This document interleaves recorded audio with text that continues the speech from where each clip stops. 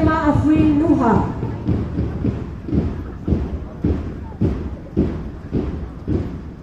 শুধু কুচকাওয়াজ করতে করতে এগিয়ে আসছে বেগম রোকেয়া হাউজের বালক দল, যার নেতৃত্বে আছে মোহাম্মদ সাহেব, দশম শ্রেণী বিজ্ঞান, এবং প্ল্যাকার্ড বহন করছে মোহাম্মদ নাইন আহমেদ, দশম শ্রেণী।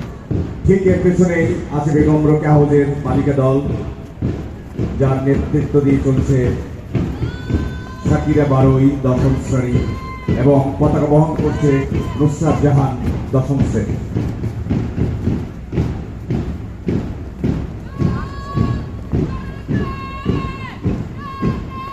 আসছে শহীদ তিতুমির হাউজের বালক দল, নেতৃত্বে আছে তালহা ইবনে মোস্তফা।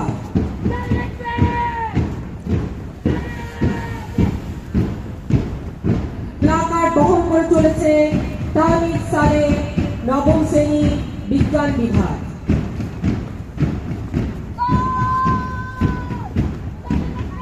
এবার মাঠ পাস করতে করতে এগিয়ে আসছে শহীদ তিতুমির হাউসের বালিকা দল, নেতৃত্বে আছে উদিতা ইসলাম, দশম শ্রেণী, বিজ্ঞান বিভাগ।